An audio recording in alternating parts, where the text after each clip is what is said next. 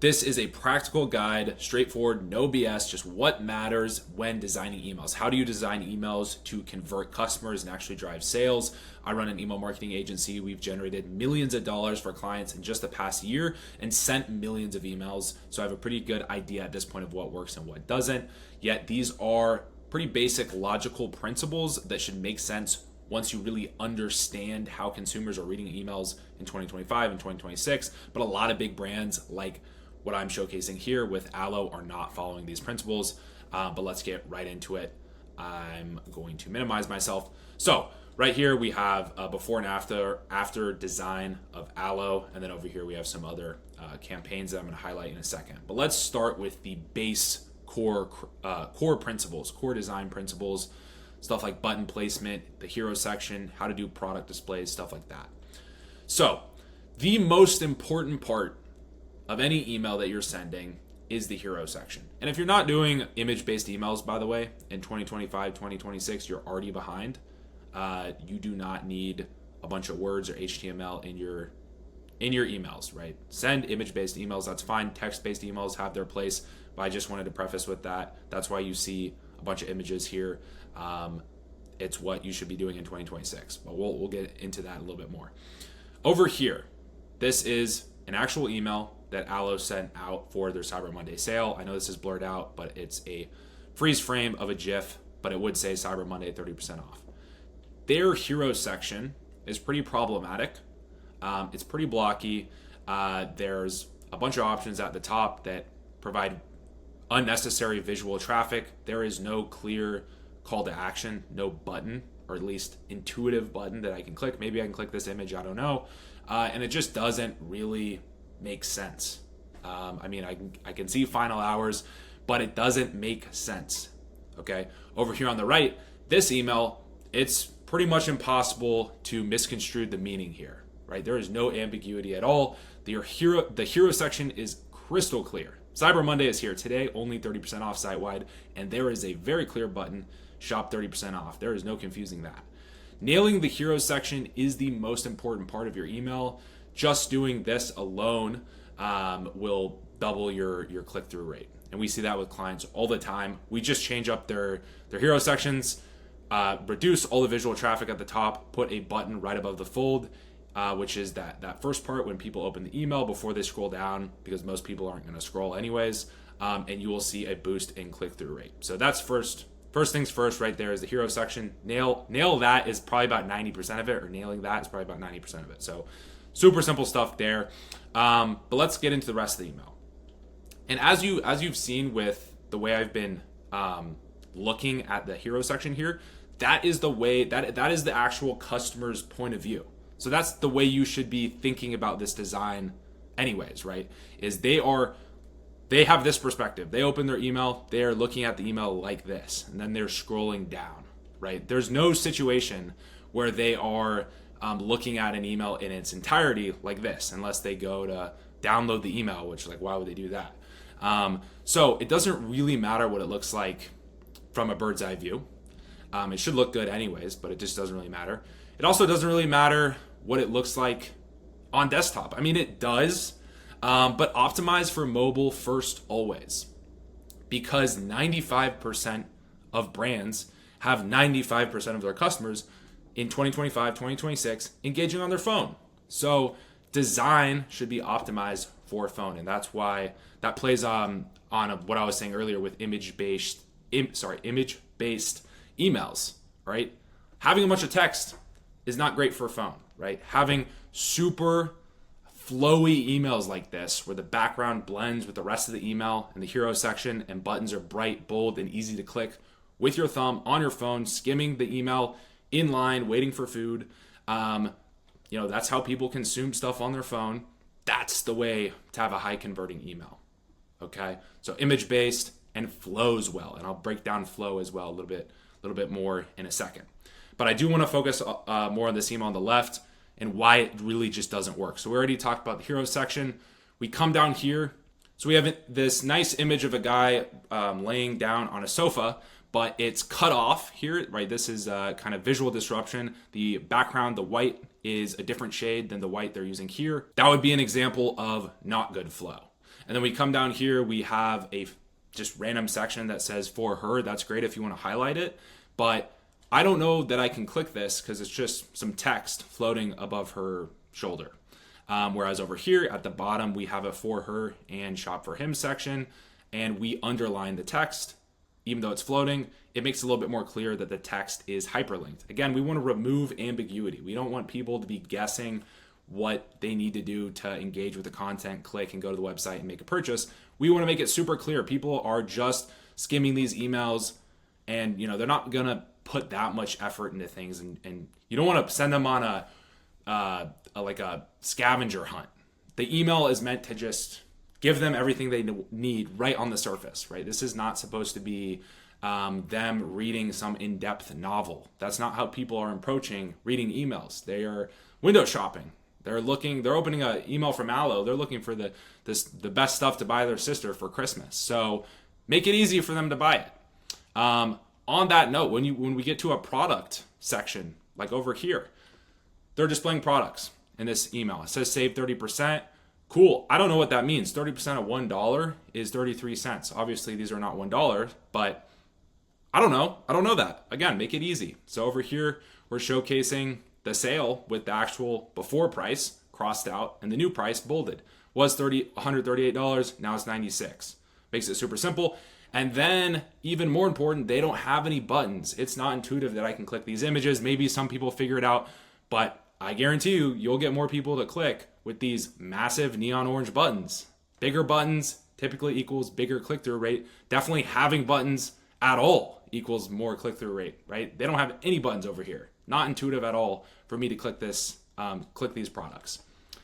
Now, at the bottom, we already talked about the shop categories.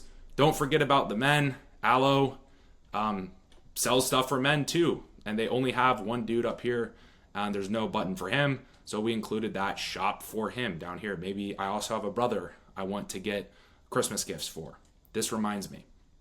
More importantly, though, is this shop all button. Always have a shop all button at the end of your emails.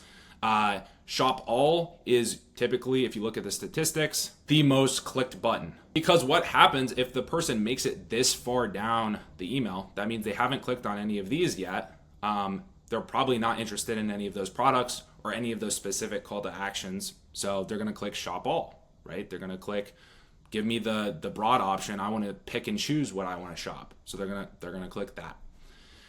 Additionally, instead of having the visually distracting options at the top here that distracts from the main point we want to get across, which is the sale, and clicking the call to action, shop 30% off, instead of having all that up there, have it in the footer section. Break it down like this. So have it at the bottom.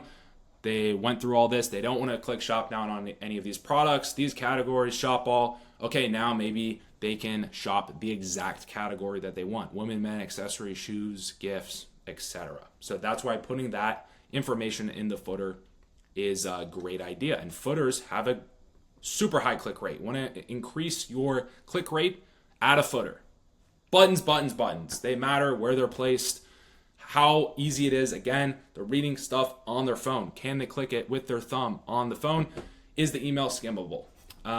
We kind of touched on this before, but remember flow. It's always better if you are choosing between two designs, choose the one with more flow. So as I scroll down, it is a visually aesthetic experience and not blocky and disruptive to the eye.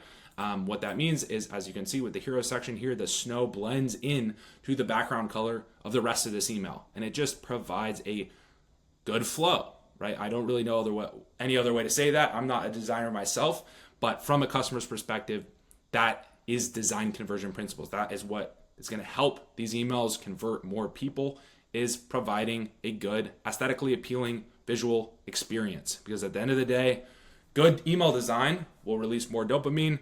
People will be looking forward to opening your emails more. And that is just going to drive more sales, even if it's indirectly. All right, next I want to touch on some more campaigns over here that follow good principles. So over here we have a product highlight email. The design, I would still consider flows well. There isn't a blend between the hero image and the background, but we also need to think of what we're trying to do with the email. So in this case, we're trying to highlight a product. So if you look from a design perspective, that's exactly what this campaign does. There's a hero section, again, high up button, easy to click. I can get the main point from just viewing the the email in the first half a second. I can shop Belgian Wit, but then the bright orange background literally highlights the product. And then we have a little blurb here. I'd always recommend breaking down information like this. Either having some sort of infograph or icons down here like that is a much better visually pleasing way of laying out information. People don't want to read blocks of text. They want to read little blurbs or little icons or infographics like this, right? That makes it easy to skim and easy for the eye to pick up in just half a second. That's the name of the game. Again, making it as easy and as little work for the person to do to get the information that you want them to get. Over here, we have a not your average email. These are great to run instead of not fill in the blank, not your average water bottle, not your average art, whatever the case may be. Again, we aren't blending with the same color here, but the transition looks good because it's in the backdrop behind the product that we're highlighting. And again, we're breaking down information in a visually appealing way. This is not a block of text. We can see each part, acrylic glass finish, custom made for you, artists get paid, and then read the little sections beneath it. There's clear buttons throughout the entire scroll that allow me to click and engage. And then this is a great use, again, of good design principles when we're showcasing information. So here we have which is the best for you, canvas, or we're highlighting the or acrylic glass. You have options here, which one's best for you. We're using design or product images to showcase the difference, little blurbs of copy, and then this is this version for this email of a shop all button. Find art to match your style. Then we finish off with the footer section. And over here, we have an email with a lot of products that we're displaying. Anytime you are displaying a lot of products, I would recommend stacking one on top of another or going left to right, but still one on top of another. You don't want a bunch of products in a row on the same visual plane because, again, we're scrolling through emails like this from this perspective. Hero section, you only want one button, right? One or two maybe, in one visual plane. So as I scroll down, I see personalize your bag. Then I see shop now golden, shop now bubble. It's a little bit more zoomed in than that. Daisy flower pink, daisy flower black for these charms. And then this is the equivalent of the shop all button at the bottom and the footer. So that's more or less it. Those are more or less the base core principles. There's a little bit more to it, but just remember, always optimize for mobile first. What is going to make sense and look the best on someone's phone. Always think of the email from the perspective of how the person is actually opening it up and viewing the email, which is never in its entirety, right? It is scrolling down like this, almost like it's an application. Make sure buttons, for the most part, most of your sends should have, especially if you're struggling with click rate, put your buttons above the fold. So when someone opens the email, they do not have to scroll down to engage or click a button, right? That just makes sense. And then if you are showcasing products, put a button for each product. Again, increase click rate, but just makes sense, right? There's no intuitive, logical way to engage with the product if there's no button, because people don't know.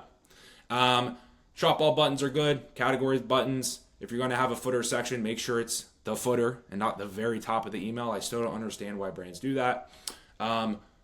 Visual distractions, not good. You want to put this information on a silver platter for your customers. Email is the best way to do that. I mean, there's reasons why people say it's 42x ROI. It is when done properly. So design matters. Those are my conversion principles. If you have any questions, let me know in the comments below.